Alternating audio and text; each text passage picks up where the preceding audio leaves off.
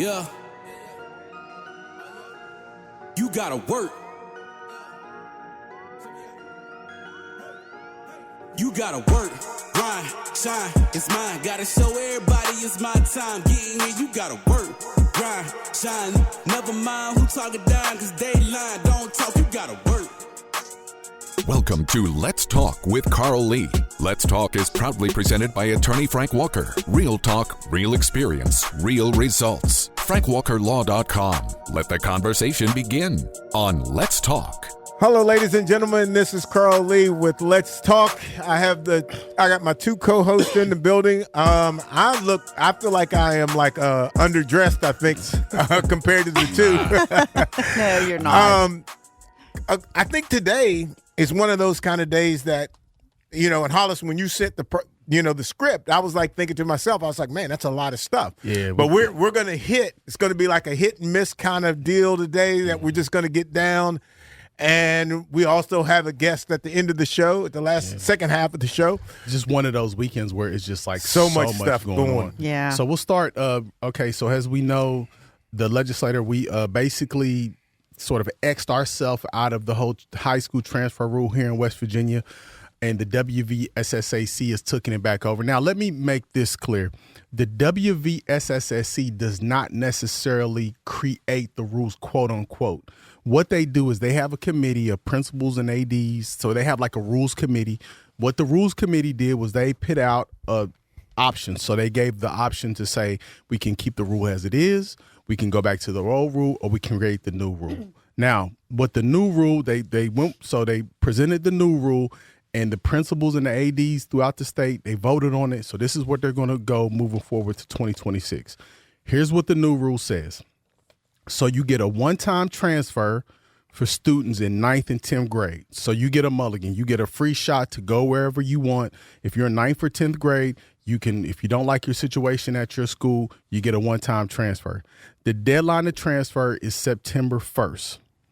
So as far as mid-season transfers, the students transfer after September 1st during the active season they are already participating in. They're ineligible for that specific sport for the remainder of the school year. So if you transfer in the middle of football season, you can't play for your new school. You may be able to play basketball, wrestle, whatever, but you can't play for your new schools. Now, transferring back provision. A student in 9th, 10th, or 11th grade may transfer back to their original home school within the parent's residential district and they get immediately eligible. So if you transfer out, so if you go from South Charleston to Capital, and then if you're in 11th grade, you want to come back to South Charleston, you can come back and you'll be able to play. Only as an 11th grade? No, 9th, 10th, and 11th. So if you transfer out, like and again, so if you even go somewhere, I think from 8th grade to 9th grade and then transfer back, that counts as your transfer, and then you transfer back, that counts as the transfer back provision. The last thing is the restrictions. So juniors and seniors generally lose immediate eligibility if they move without corresponding change of address, locking them out to prevent excessive transfer. So essentially what that says, if you're in 11th grade and you want to do your senior year or the remainder of your 11th grade year somewhere else, you're going to lose a year. And obviously if you're going to 12th grade and you transfer, you'll lose that year. So those are the rules moving forward 2026. Okay, so to your knowledge, how are people responding to this? Or have you had a chance to hear any mumblings? What is your personal thoughts about it, Lisa? And same with you, if you have any thoughts about it. And I don't think it's as bad. It's a middle ground. It's kind of it sort of closes the Wild Wild West by actually making some provisions. And again, with all these rules, also there is if something happened, if you're bullying or something is going on specific with you during your school, you will have a chance to have an appeal if you're denied. But I think people, to Lisa's point earlier, I think people read the headlines but didn't necessarily read the rules. So if you look at the rules, this is not it's not the worst thing, and it's going to prevent some maybe kid who was been in the program for all 4 years, you're coming up on your senior year, and then you have another maybe equally situated senior come in and transfer and take your position or something to that effect. So I think that's what some of the consideration was. So I think, my opinion, it's a happy medium. It's okay. It's fine. Yeah. I mean, so basically this ends free agency, so to speak, for your juniors and seniors, correct? Essentially, yeah. Yeah. So the only problem that I think it's a good thing. We do need to rein in what was happening at the high school level. And beyond that, really, for collegiate, it would be nice if we had that similar rules. But the only rule that kind of baffled me, and maybe you guys can help me understand why they would do this, but why do they have to move by early September? Why would they have set a date on that? Well, it's always been a date. Currently, it's in it's in June or July. So that's under the current rules. Excuse me, former rules. So they get more time, actually, with this. They get a little bit more time. Okay. Yeah. Okay, that makes sense now. Are they getting more time? But if I'm the coach, I'm getting less time in quote a replacement of that player. Is that would you? Not. I wouldn't say that. I mean, if you're a football player and you got some kid who I guess you could look at it like if you're basketball, more the in school type of sports, then this really doesn't affect you that time period necessarily. If you're football, obviously we start practicing in the summer. So maybe. I'm going to ask both of you all this question. When you think about the transfer rule and based on your own individual thought process of your child, what would it take for you to decide to want to create or put yourself in a situation to transfer your child? Or if your child came to you and said, Dad, Mom, I want to transfer, what would be your thought process when you first hear that, and how do you think you would handle that? I guess to answer your question, I would think probably along two paths. I think one, if our program just isn't up to par. So, for example, and no shout out to anybody, for one of my girls is playing basketball, and we have the science teacher out there.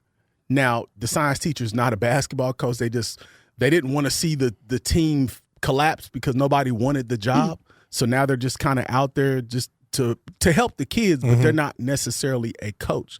So if I have a situation like that, or if there's something else going on to what I would think that my child is being discriminated against, or they're being bullied, or they're just in an environment that's, again, I'm all for tough environments, but I'm just like a toxic environment where it's just,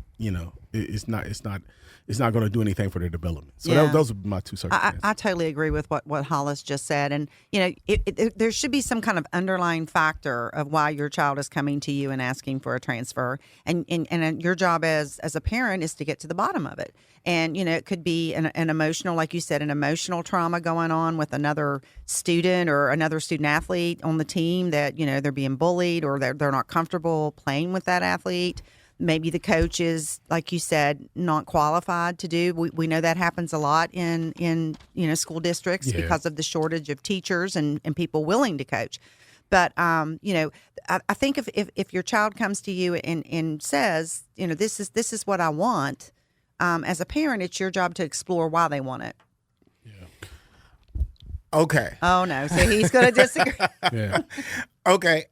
In part, I think that I can roll with both of you to a degree. What if my son comes to me and he is in a situation to where they're not winning, and a team contacts him, says, "Hey, look, you can come over here. You'll be a starter over here, and we're winning." My kid's not leaving. But we didn't say that. I didn't say that. I didn't say that you said that. Right. I'm just saying, for me, I'm not allowing my son to leave because you're losing. Because you're losing. Yeah, I agree. I don't think we said that. Really. No, you didn't. No, but I in my mindset, I think there's a lot of people whose child is pretty good, maybe really good, and they're on a team that's not necessarily winning, and that he or she may be the only player that's there. And you realize that your future is not going to be anywhere for you to be a champion. To me, I don't see sports. I don't see youth sports like that. That there has to be the star. Your kid has to be the star. Right. Your kid, and I'm not saying that you all are saying that. But I would disagree with that point. I think a lot of people are I don't think that's the reason why a lot of people are leaving. I think people are leaving because they're deeming this program better. I think the kids who are leaving to win are in the minority. I don't believe that's why. I believe they're going to the. They think it's a better coaching, better program. I think that's why kids leave. Okay, I'll even challenge that. Mm-hmm. What are you going to do when they get a job and they don't have the perfect boss to work with them? But I believe they're probably going to the and better they'll find company. another job. That's what I was going to say. And I think my problem, my sole problem. Go ahead. My sole problem with this is that I'm old school enough to the point to where my dad taught me that there's adversity that you have to go through, and if you can withstand that and produce, that's going to put you in a situation to be a better person, better athlete, such and such, and all those kinds of things. And I'm sorry, it worked for me, and I'm not saying it's supposed to work for everybody. Yeah.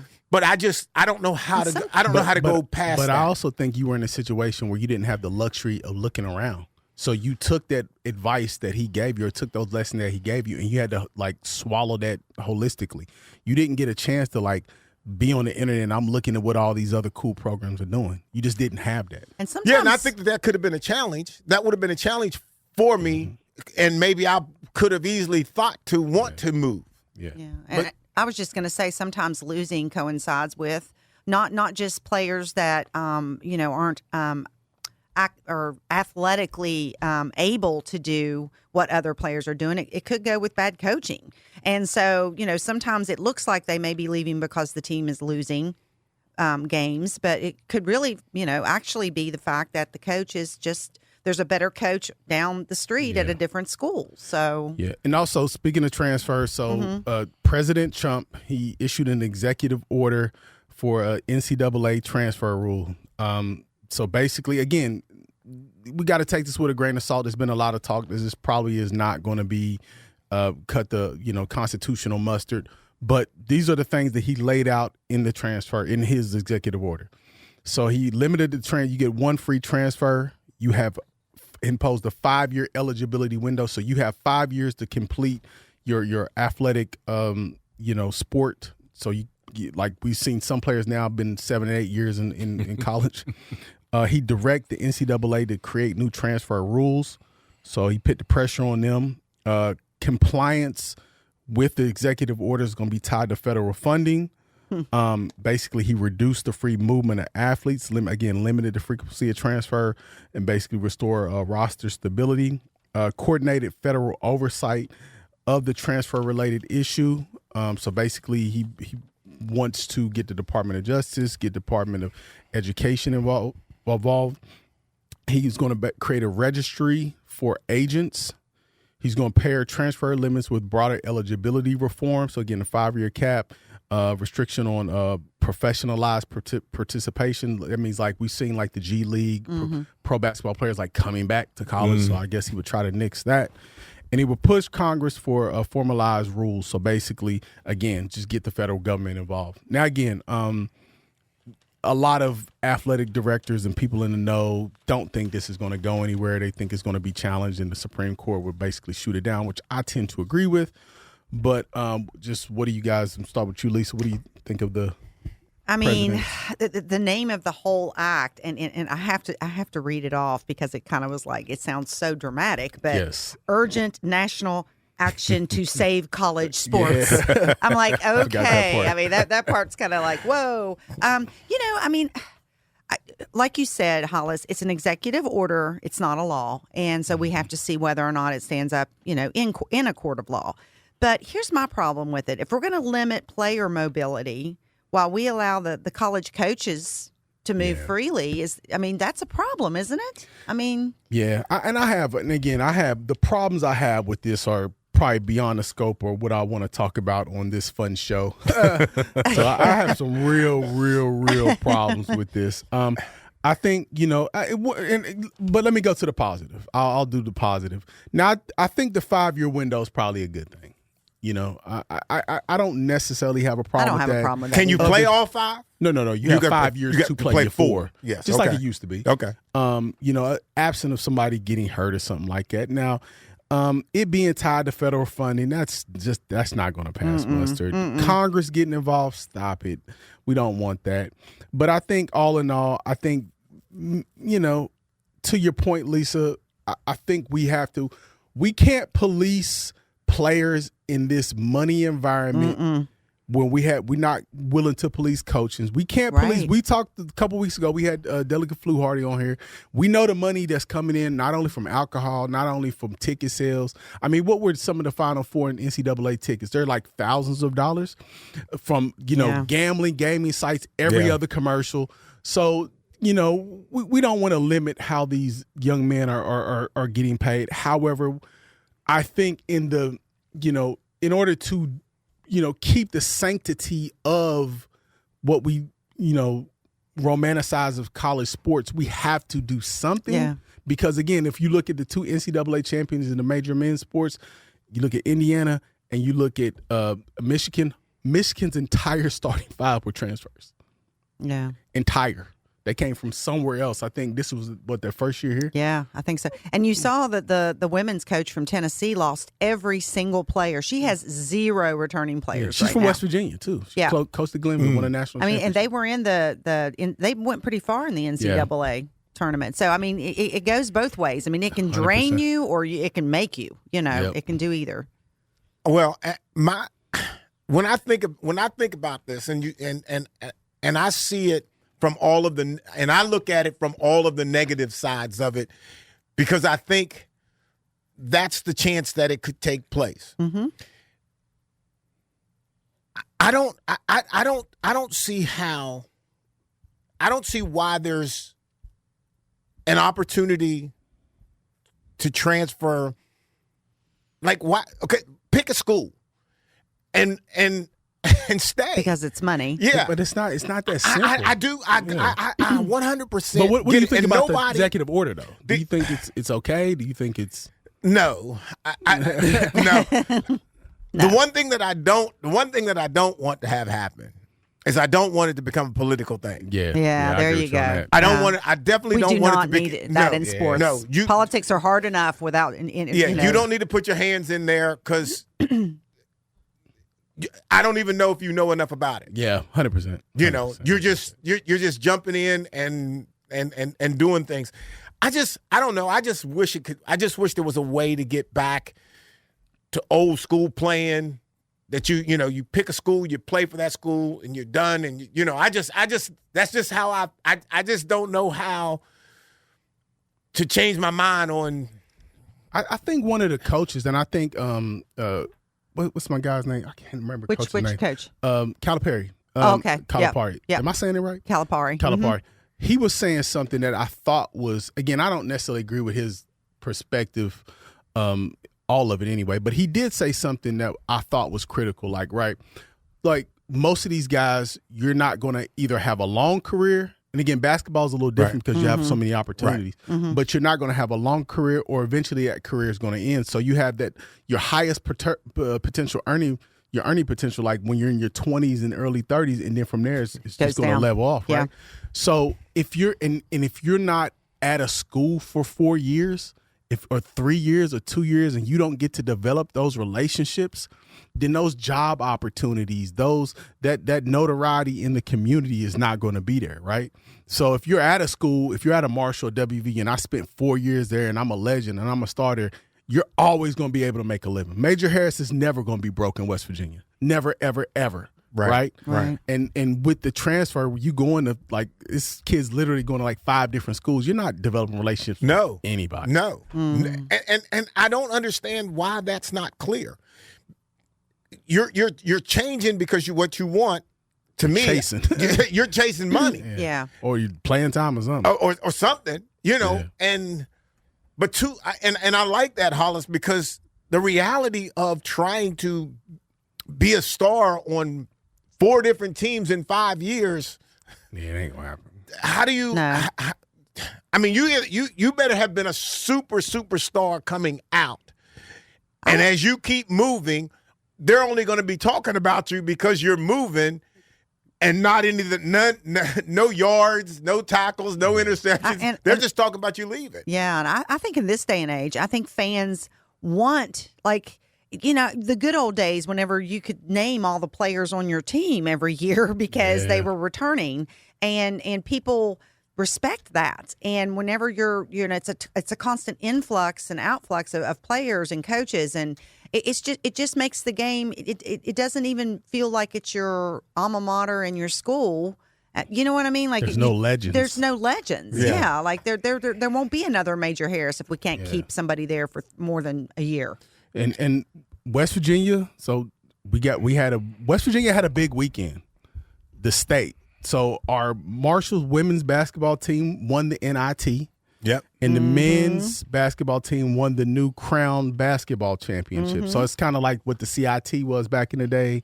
It's the sort of the 3rd tier tournament. What are your responses, reactions? I thought it was a good thing. I thought it was great. I love the idea of, and some people will try to make the case that it wasn't this, it wasn't that. You win a championship. I don't care what it's called. I don't care what the level is. To me, that's a championship. That's a title. That's something that you can hold with you forever. Yeah. And for me, I think we have to look at it. When I say we in West Virginia, you got 2 major universities that are winning. Yeah.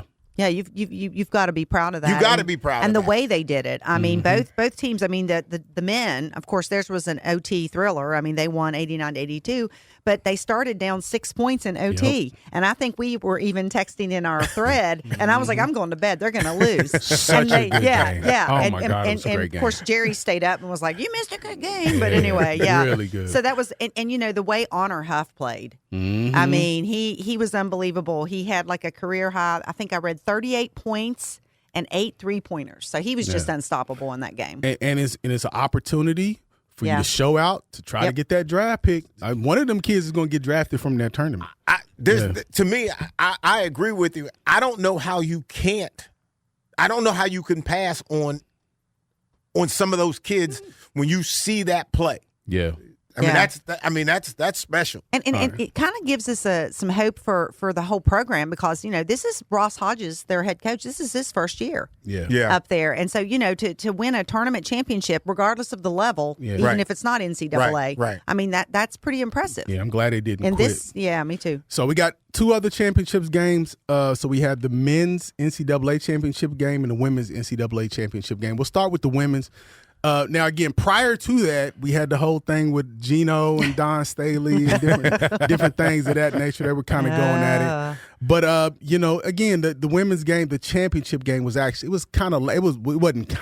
was lackluster to say the least. UCLA dominated. And my analysis from both championship games, men and women, is that if you have a skilled big who can play in the paint, play outside the paint, play with the back to the basket, and potentially take you off the dribble, you are in trouble in college basketball. Because the young lady from UCLA, I mean, she just dominated defensively.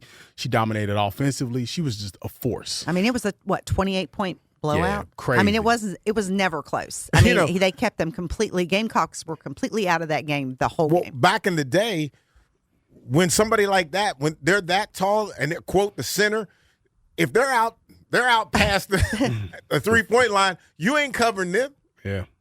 But man, you can't do that now. Yeah. And I'm glad defensively, she was just a wrecking ball. I mean, you couldn't bring anything in the paint. She was all over it. And that was UCLA's first title since 1978. So I mean, that's they're celebrating. Yeah. That's cool. And in the men's game, again, same thing. I mean, Michigan was just too big, too athletic. You had I believe the kid was from Spain.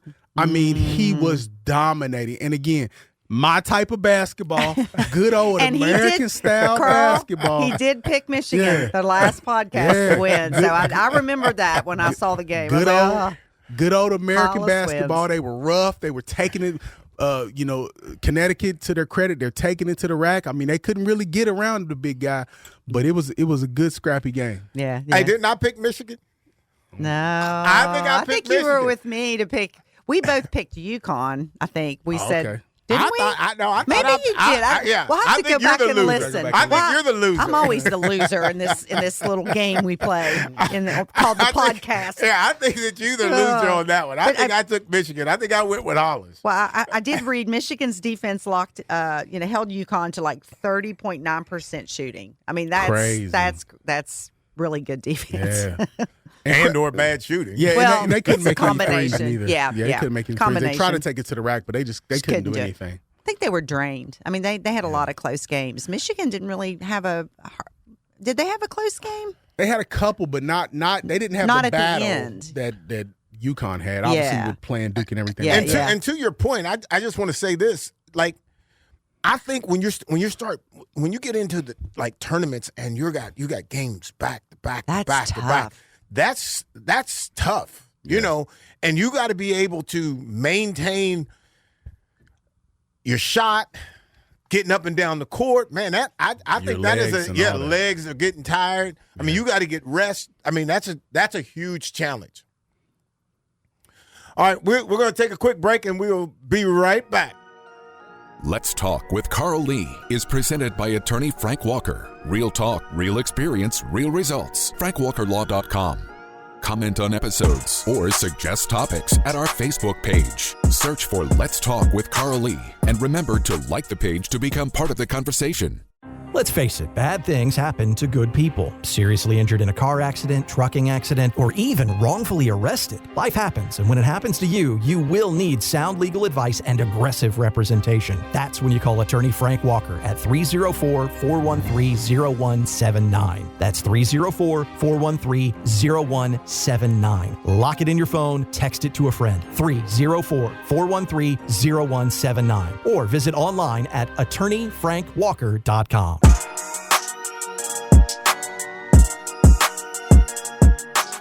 All right, ladies and gentlemen, we are back, and we have a great guest here today. Hollis is going to give the introduction, and we'll go from there. Yes, we do. We have Dr. Brian Monteleone. I hope I got that correct. He is a sports psychologist in the Charlotte area. He's works with NBA, NFL, professional sports down to the high school level. Athletes, how are you doing today, Doc? I'm doing fantastic. How are you guys? Doing good. Doing great. Thanks. Now, one of the things that we've often talked about on this show, and unfortunately here in West Virginia, I do not believe we have at least an active sports psychologist within the state who specializes or that's part of their practice. But one of the things that we've often talked about is that, mental health and sports, and particularly how, an athlete's mental health is affected post their career. And we've seen this, at the high school level. Somebody was a great high school athlete. It doesn't work out in college and they kind of struggle, all the way up to the professional ranks where we have, guys who've achieved great things. And then after that career, they seem to go downhill. So from a professional and a clinical standpoint, can you just give us just sort of a perspective on that? Yeah, I talk about that with my athletes at every level. Been fortunate enough to work with pro athletes, but I'll start at the high school level.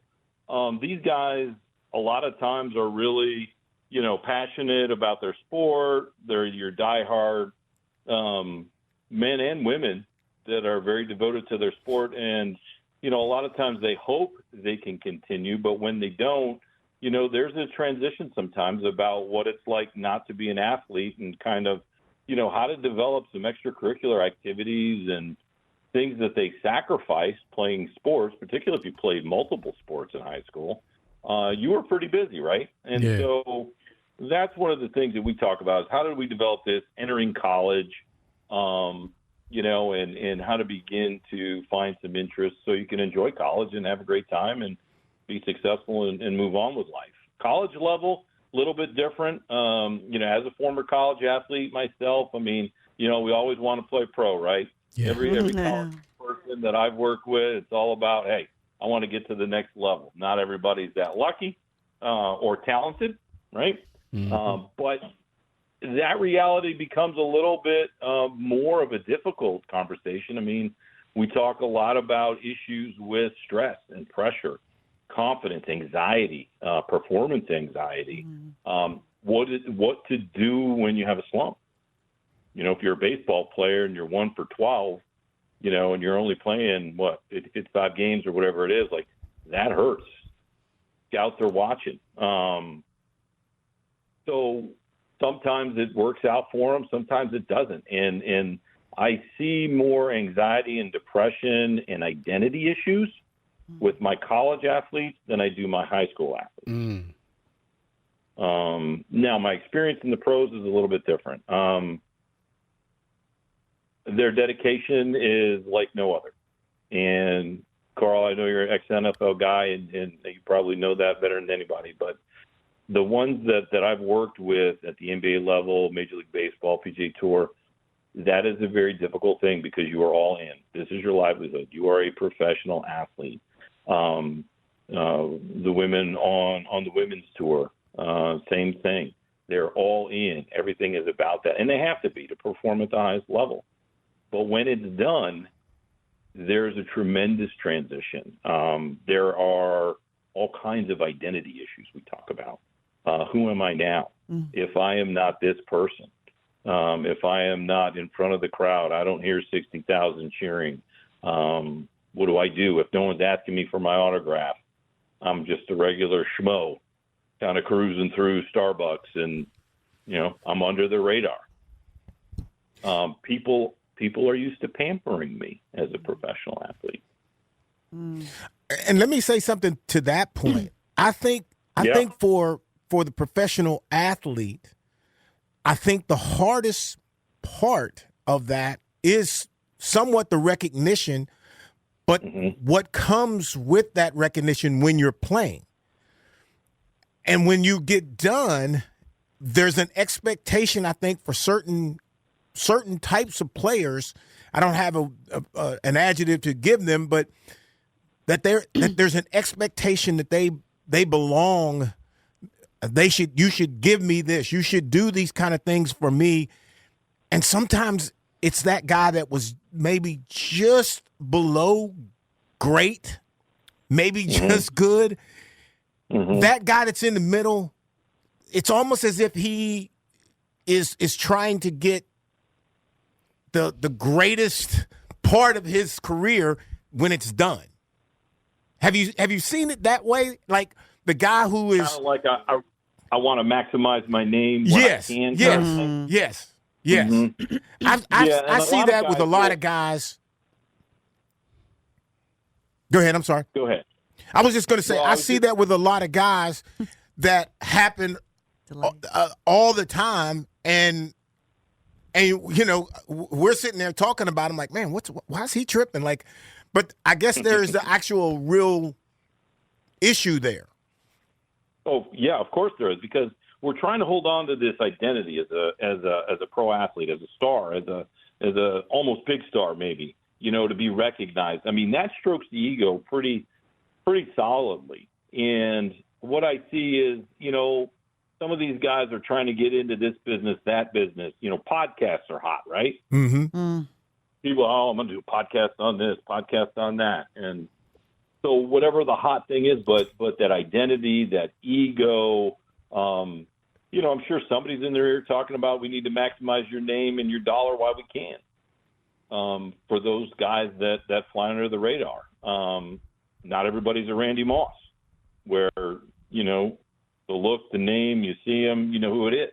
Right. There are a lot of guys that from the, in the NFL, Major League Baseball, you walk right by him. And if you're not, really into that team or followed him or that, you don't know who that is. And maximizing it is important. We actually have some golf on, which makes me think of Tiger Woods. What is when you think about him, what you're seeing in him now? Where do you think he is? Well, I think he's imploding, to be honest with you, which concerns me. I mean, I think that Tiger – is one of those once in a generational lifetime. I think Michael Jordan may be another guy that we can put up there, but just so immensely blessed with talent and success. The hard work had paid off. He was at the pinnacle, and he imploded slowly but surely in just unbelievable ways. And I think part of what we're seeing, because I've had several people ask me about this recently, I think part of it is he's in so much pain that his judgment is influenced by the things he's putting in his body.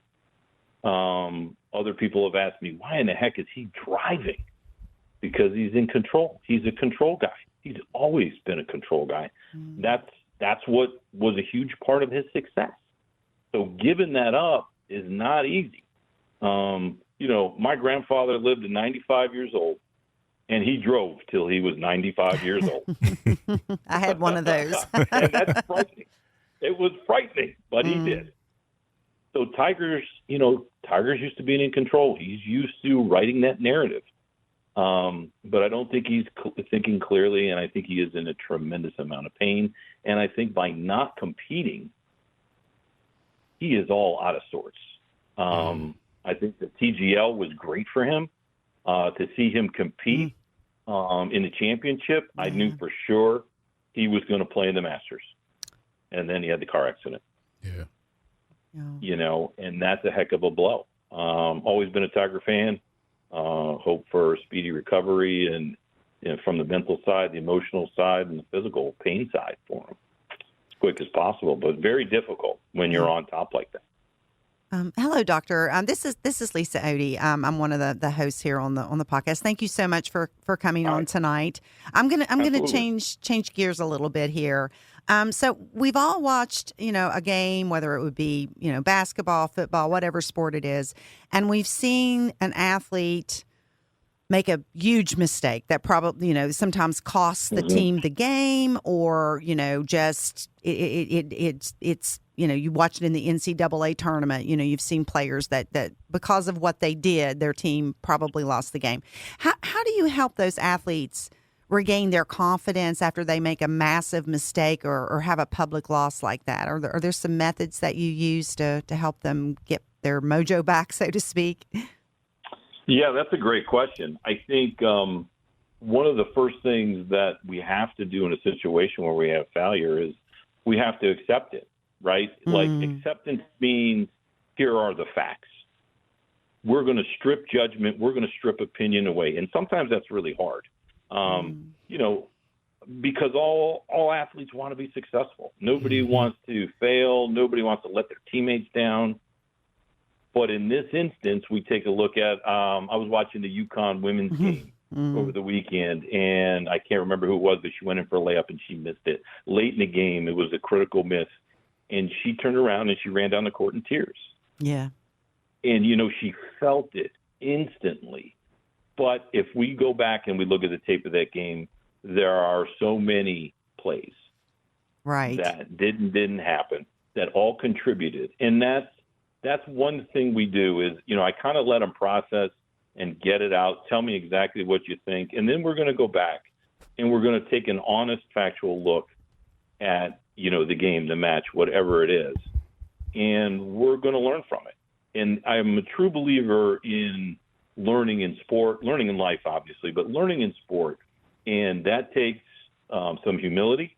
We look at it and we go, I messed that up. I missed that call. I missed that tackle. I missed that sign. I wasn't prepared. I was out late, right? I was doing this. I was doing that. I didn't make good judgments outside of my sport leading into it.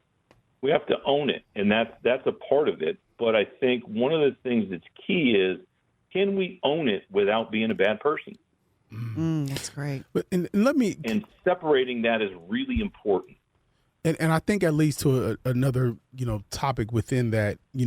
I play quarterback in college and I've coached quarterbacks. And I think that when you're looking at positions like a goalie in soccer or hockey, a quarterback, a pitcher, even I would say baseball players in general, because, as much as it is a team sport, when you're when you're batting, you're by yourself.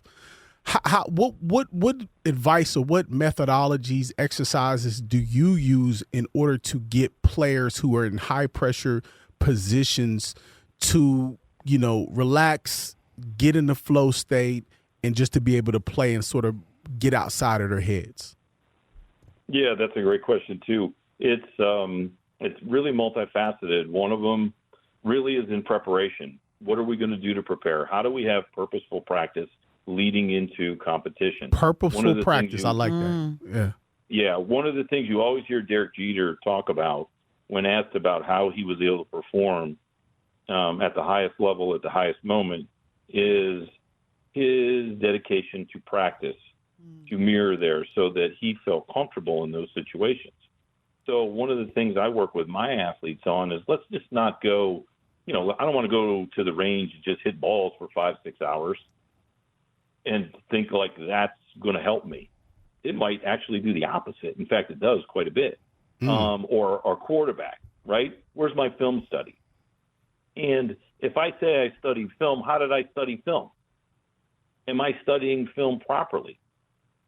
Or am I just kind of looking at stuff thinking like, okay, I kind of got a feel for what they do and how they do it. And, we'll roll from that. I know when to check out of this, if they roll into cover 2 or are we really looking at some things? Am I looking at when do I need to, check down for the line, make a move there? When do I need to audible the play? What specifically am I doing that's helping me be more knowledgeable and confident in my preparation leading into, into my, game, match, whatever it is. The other side of that is I think in any sport, we need to be active learners. The more that we're actively learning during a game, during a match, the less I'm going to personalize. Wow, I like that. That's really good. The less I personalize, the more in the moment I can stay. So, right? just to build on that, because for people listening, you said actively listen, and then you related that to not personalizing what's going on. So, just explain that a little bit more so people can catch it. Yeah. So, if I'm playing baseball and I'm up there and a guy's blowing 95 at me, and I'm way late, and my focus isn't on, okay, hey, we've got to increase the timing here, and I'm coaching myself up about what I've learned. Hey, it was a little faster than what I saw in the on-deck circle. If I go into, oh God, I'm not fast enough for this guy. I can't catch that. Oh God, what am I going to do? Oh, all right. Well, maybe I got to, do this, do that. Now all of a sudden I went from stepping in the box, very focused, to after one pitch, my mind is going in 20 different directions. Wow. Yeah. And I'm not focused. Such a great tool. Mm-hmm.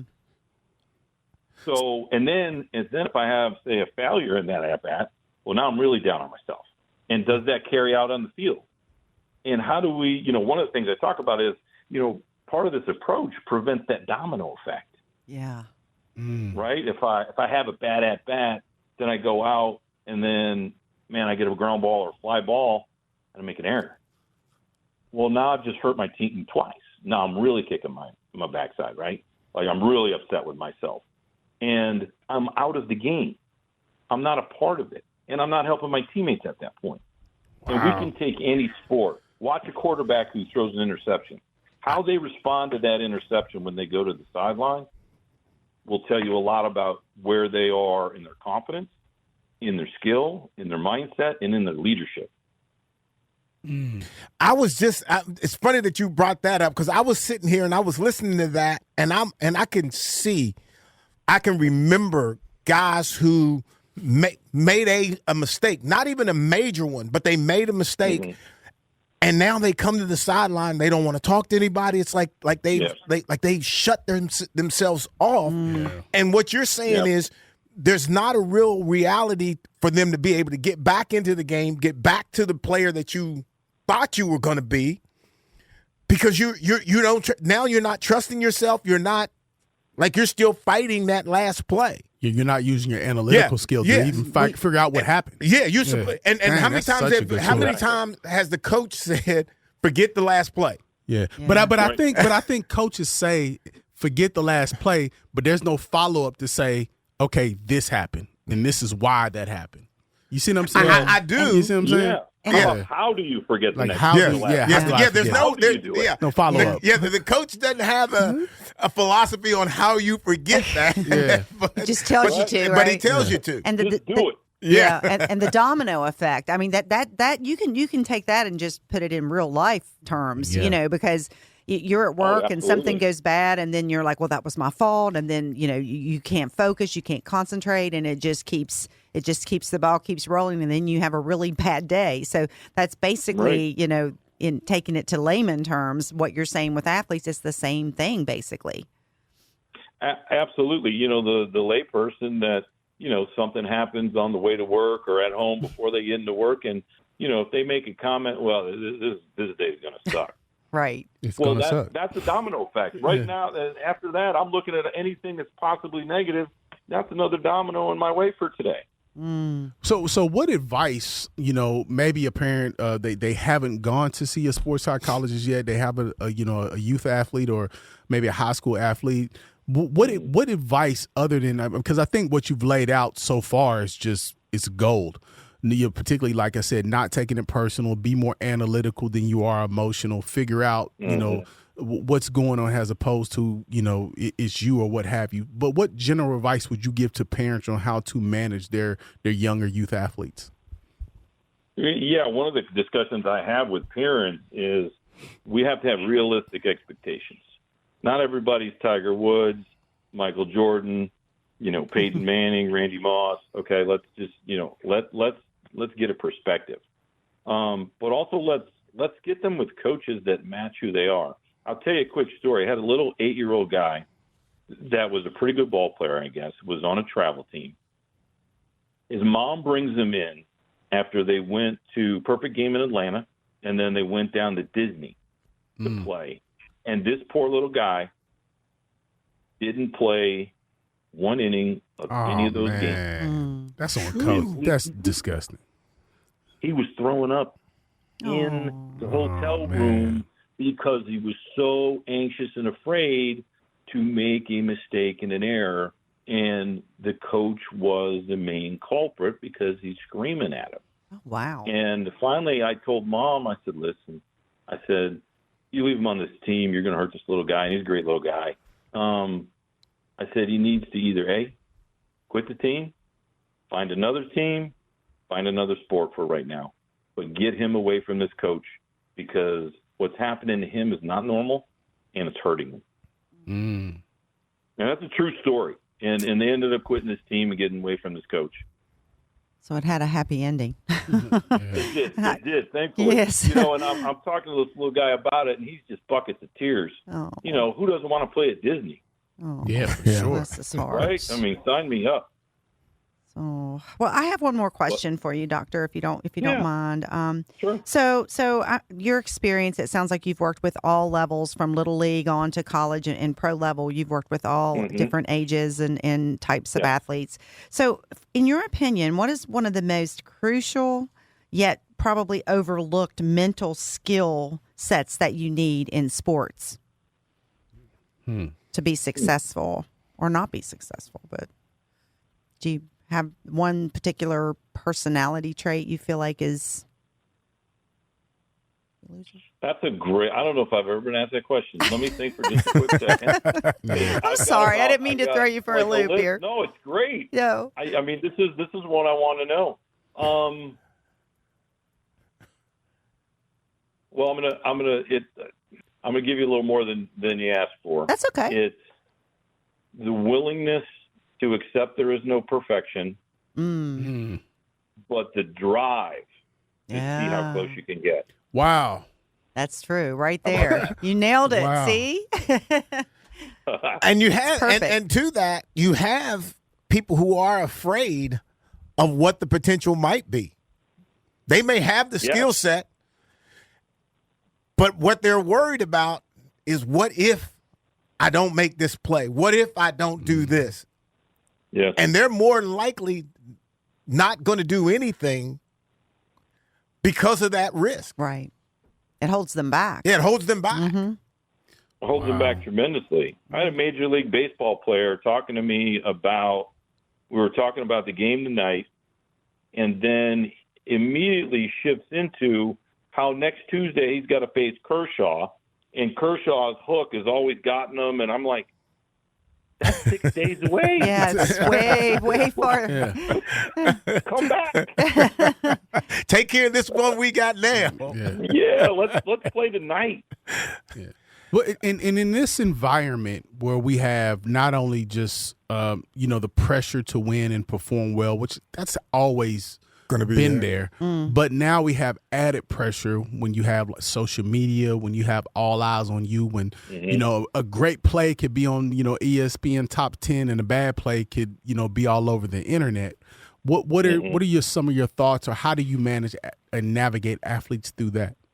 And before you ask that, before you answer that, I want to ask the question: is that even possible to navigate when you know that's with that person, that person has that? Is there something that you do, and what is that to solve that? To not be affected by what's going on, ESPN. Yes. We've got to convince them, and I try to do this, that if you can't manage that, if you don't have the mental and really, honestly, emotional skills to handle that, then we have to limit that and come off of it. And I'll be honest with you, I've had this conversation with several to many pro athletes where they're coming in and they are hot about some person that they don't know that's probably sitting in a recliner somewhere, but they just roasted them on, So X or Instagram or this and that, and I'm like, what are you doing? and it's like a reality check, but because of some of the younger athletes that have, I think, grown up with this natural social presence because of the phones and because of these platforms, I think that they feel like that's a natural transition. Many of them in the recruiting process, what do? They post their videos. Yeah. Right? So we're encouraging them on one side of it to advertise themselves, market themselves. But on the other side of it is, hey, don't listen to that critical comment that Joe or Sally Schmo made over there on that whole thing. So we take a look at the impact on them. And I kind of use some humor, and get them to kind of laugh like, yeah, that is completely silly that I'm letting somebody that I will never meet, don't know, upset me this much or make me question myself. Yeah. Yeah. Now, I didn't give you a chance to. We kind of went right into it. So if you could, Doc, just kind of run us your resume and your contact information, just in case maybe anybody would like to, schedule an appointment, or if you have openings or would like to talk to you, or maybe you could refer them out. Yeah, no, absolutely. My office number is 704-503-3535. And my email is my name, BRIAN@BRIANMONTELEONE.com. That also connects you to my website. You can find me. But I've been fortunate enough to, be a college baseball player. I was very, very fortunate in my residency to spend a year with an Olympic sports psychologist based out of Roanoke, Virginia. We work with the women's Olympic fencing team. Wow. Impressive. It was just, I got very lucky to work with Dr. Heil in that capacity, and have been working with athletes since graduate school.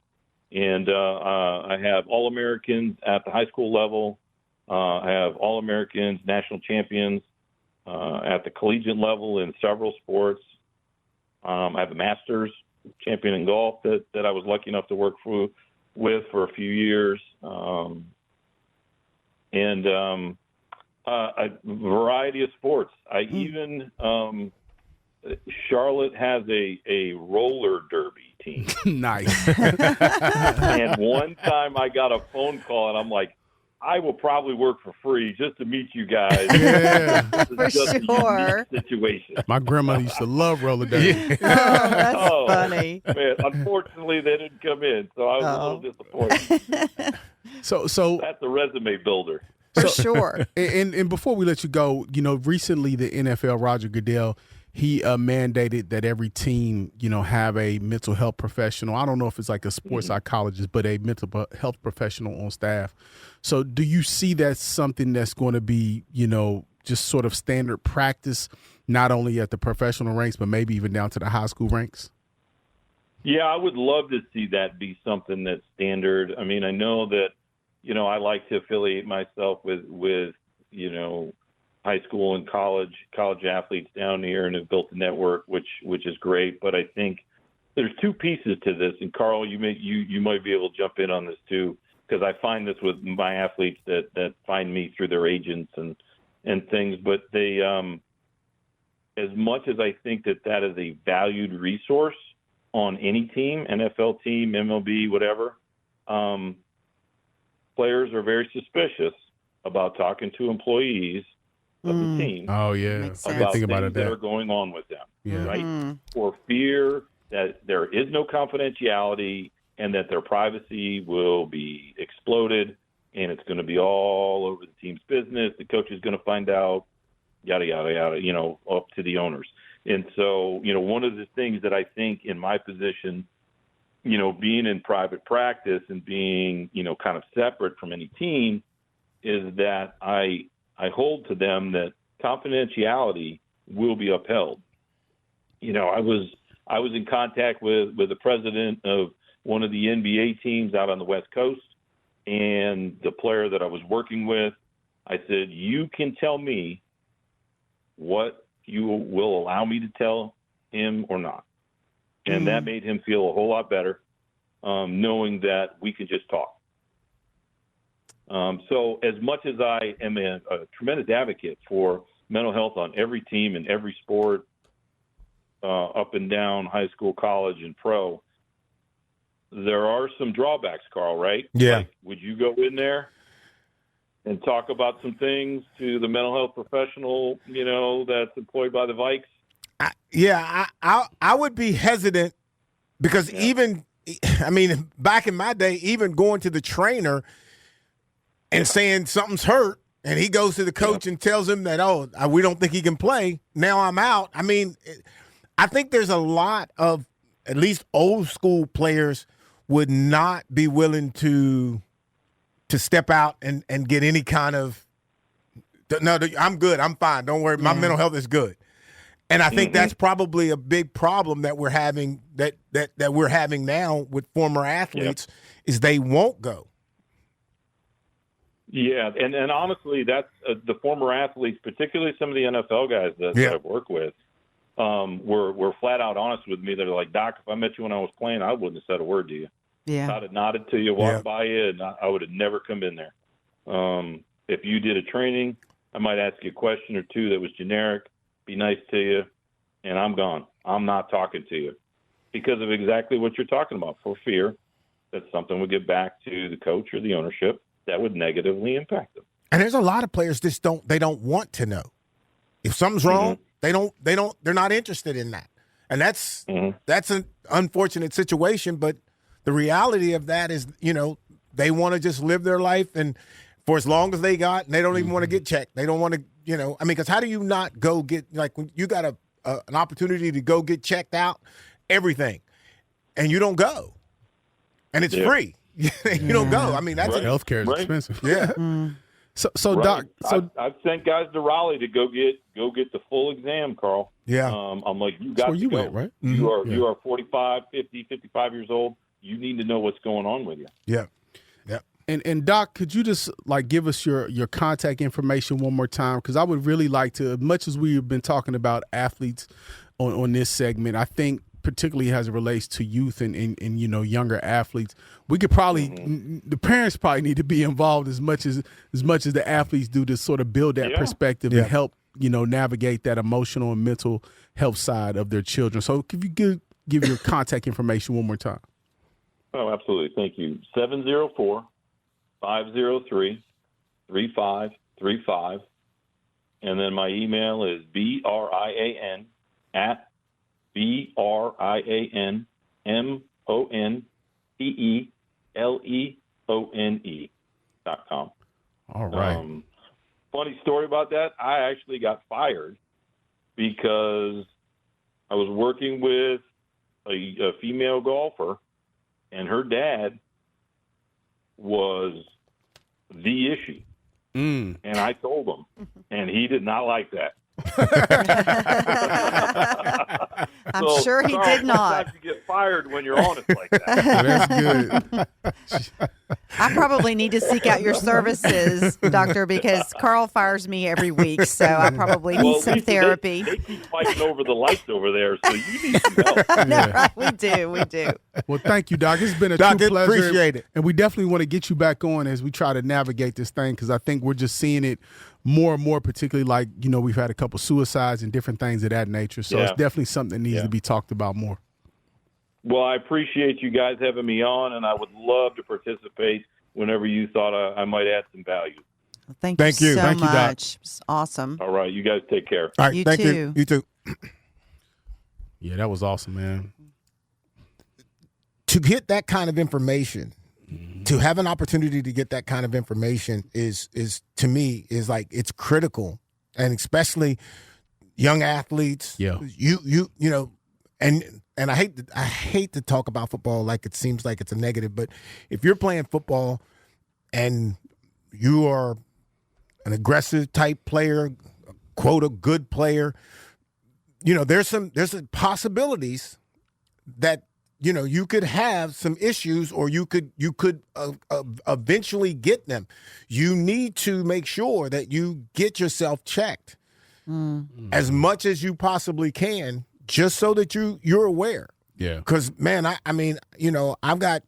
there's a ton of guys that I play ball with who, man, they don't even they don't know who you are. Yeah, and I kind of look at it maybe from more the intellectual standpoint, as far as getting that athlete ripe to be competitive. And like he said, don't personalize everything within the game. Like, you have to really make sure that you are engaging in the game, engaging in practice that's going to be very intentional and, as he said, purposeful. So that way you can get the information, get the data that you need, so that way your performance can be at a higher level.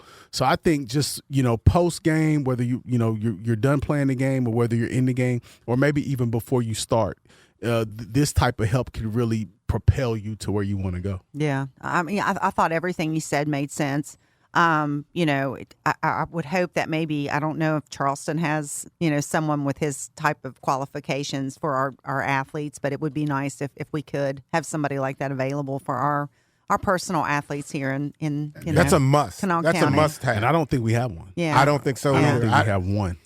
I don't even, but do you know whether or not coaches necessarily would send? Well, I don't think it would be on the. Let me not say that. I think if there was one available who was known to help athlete, absolutely.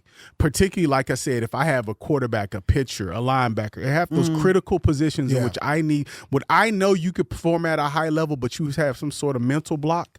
Not necessarily like you don't have a mental disorder health. Yes, you just need some guidance along that line.